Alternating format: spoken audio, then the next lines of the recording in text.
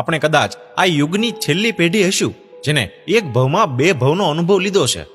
જો તમે 1950 થી 1980 વચ્ચે જન્મેલા હો તો એક યુગમાં બે યુગ જીવ્યા છો. સમજણ પડી કે? આપણે તો ગામડાની મોજ પણ માણી છે અને શહેરની હવાઈ ખાધી છે. આપણે દીવા ફાનસ વાળો યુગ પણ જોયો છે તો અત્યારનો કોમ્પ્યુટર મોબાઈલ વાળો સમય પણ માણ્યો છે. આવો નવરા બેઠા હળવાશથી એ જૂની યાદો તાજી કરીએ.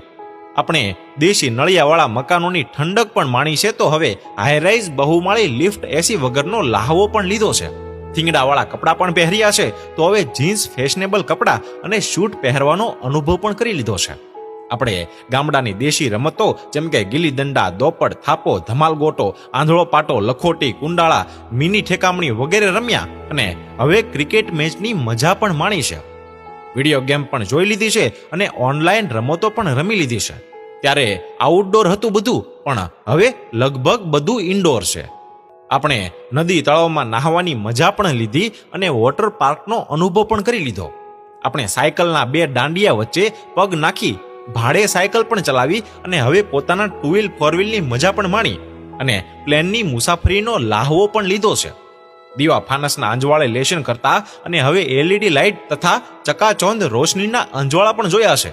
આપણે ગામડામાં ભજવાતી ભવાઈઓ, કાન ગોપી ભજનો, નાટકો વગેરેનો આનંદ પણ માણ્યો અને મદારીના ખેલ પણ જોયા. એ જંબુરા આવી જા, કાળો કાઢું કે કાબરો, યાદ છે તમને? નટના અંગ, કસરતના કરતબો પણ જોયા આપણે અને નાટક મંડળી દ્વારા ભજવાતા નાટકો પણ જોયેલા. રામલીલા ભજવતી મંડળીઓ પણ જોઈ અને બ્લેક એન્ડ વ્હાઇટ ફિલ્મો પણ જોઈ. તો હવે સ્માર્ટ ટીવીના પડદા પર મનગમતા કાર્યક્રમો, ફિલ્મો, સિરિયલો વગેરેનો લાહવો પણ લીધો છે.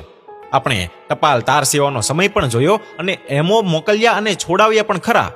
ટેલિફોન માટે બુકિંગ કરાવવું પડતું અને ઓપરેટર તમને કોલ કરીને વાત કરાવતા. આપણે ગામડામાં ગાડામાં બેસીને જાનમાં જવાનો આનંદ પણ માણી લીધો. ક્યારેક ટ્રેક્ટરમાં બેસીને તો ક્યારેક બળદગાડીમાં જાનો જોડાયેલ પણ જોઈ છે.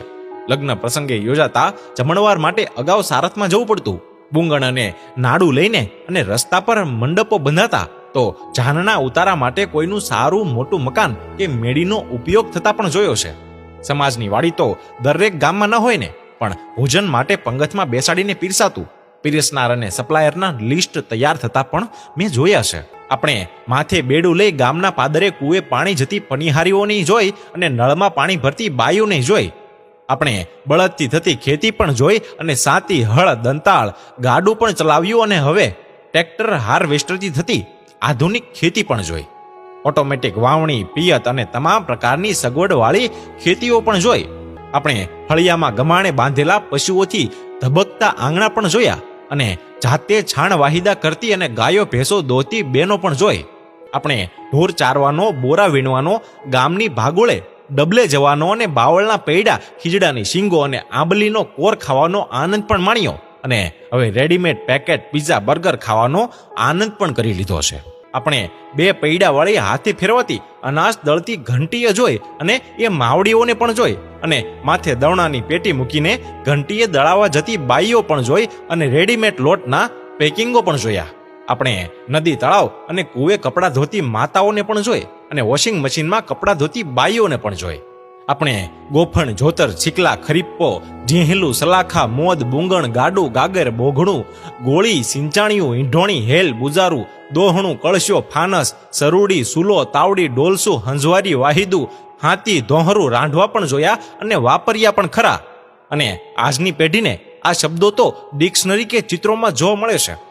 આપણે જીવનમાં ઘણી આફતો પણ જોઈ અને જીવી પણ. ભારત પાકિસ્તાન યુદ્ધ વખતનો અંધારપટ પણ જોયો. ઇન્દિરા ગાંધીવાળી કટોકટી, 74નું નવનિર્માણ આંદોલન, 76નું પૂર હોનારત, દુષ્કાળ, સરકારી રાહત કામોમાં પાવડો, કોદાળી, તગારા લઈને જતા માણસોને પણ જોયા અને ખોદાતી ચોકડીઓ અને કેટલ કેમ્પ અને 98નું વાવાઝોડું પણ, સુરતનો પ્લેગ અને પૂર હોનારત પણ અને 2001નો ધરતીકંપ, 2002ના તોફાનો અને બાકી હતું તો કોવિડ-19નું લોકડાઉન પણ જોયું આપણે. ત્યારે અછતમાં પણ આનંદ માણી શકતો અને કોઈ નહોતું તો પણ કડકડતી ભૂખ અને ઘસઘસાટ ઊંઘ હતી.